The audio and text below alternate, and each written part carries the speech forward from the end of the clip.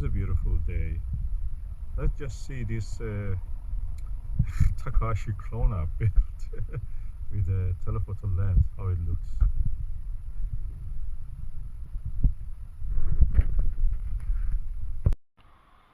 This is a 400 millimeter telephoto lens. It's an old one. I got it for free, and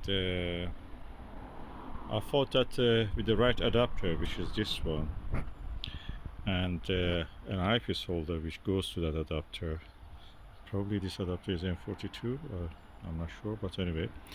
And a plus hole eyepiece, I can make actually a telescope. And it had a ring already, this one, so really good. I just used one of these SV Boni or something Chinese from AliExpress. Dovetail camera adapter. Camera foot, probably you can call it. And I can fit it now on this SkyTee. That's practically a telescope. And because it's multi-element and is already a lot corrected, I will show you. This practically means I may have here an upper chromatic telescope.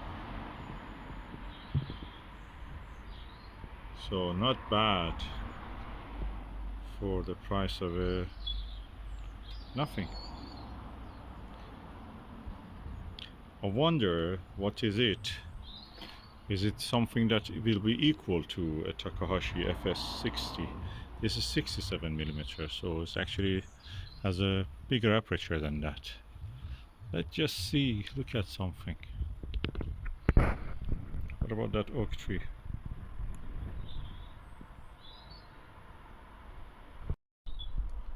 Quite wide field. I'm looking through this 25 millimeter plus hole.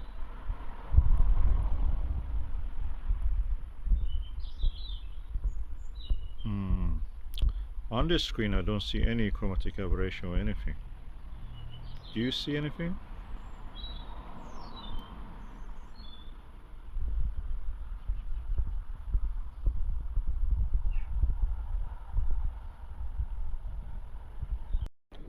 Okay, on the image that I took with this on the oak tree, I could see some purple fringing. Purple fringing, when I look with visually without any camera or anything, I don't see any effect of that. But I think the lens of this mobile phone camera actually is introducing this purple fringing. Remember, we have elements of this telescope, then the light comes through this lens of the mobile phone. So we are practically introducing it. So I can say that is color free visually. I've now focused on the a little bit far away oak tree, and I try to focus as much as possible. I don't see any color, any purple fringing. Usually you will see even visually such a purple fringing around the edges of the objects like leaves or branches. I don't see anything. Practically I've made a upper chromatic telescope comparable to something like a Takashi FS6C.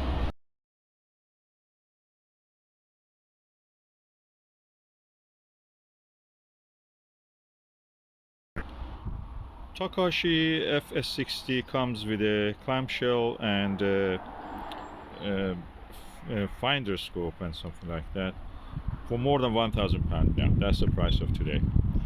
And this one didn't cost me anything, just about £20 of those camera adapters for wicks and dovetail. The f ratio of this is 400 divided by 67, that's 5.9. FS60 Takahashi is also 5.9, so both of them are 5.9 millimeter, 5.9 focal ratio. That's the focal length divided by the objective diameter. So practically it is also, I can confirm that visually I don't see any purple fringing around the objects on a bright background. So is well corrected. It has also a dew shield that you can actually retract and protract. So practically this is now my Takahashi.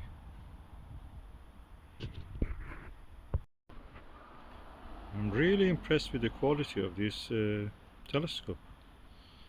It probably will be one of the most easiest telescope to be able to use. Just pick it and observe. I'm going to try different eyepieces on this later and see if I can, I mean moon is very low now, but if I can see the moon with this. Okay, I'm now looking at the Jupiter with my DIY telescope from a telephoto lens. I've used the 25mm pulsar to find the Jupiter, then I looked with the Takahashi and also looked with the 4mm Takahashi 7.5mm and 4mm Nirvana. I can say that there is chromatic aberration that's actually worse than any other telescope that I have. But when you focus it, and you can actually change the diaphragm. When you change the diaphragm and to reduce the aperture, so it's here, what will happen is that you lose the chromatic aberration. The image gets good. So practically by increasing the f ratio, you're actually making the image better. You can see details and starting to see the two cloud bands of the Jupiter, nothing more than that, and you can see the satellites, the Galilean moons, and that's it. It's not better than a telescope, I can say that, but this is good wide field telescope, and it didn't cost me anything. So all the components I had already. But yeah, the added bonus is that you have a diaphragm. You can use a spotonoscope, old ones even, like the Bosch and Lomb one. But because they don't have a diaphragm to change the aperture and f ratio, you practically may end up with a very badly, chromatic aberration. But now I have controlled it by adjusting the chromatic aberration, the diaphragm, and I can adjust the diaphragm is here actually. So it reduces the aperture, and that actually made the image really good, acceptable, I should say. It's not at the level of apochromatic, no.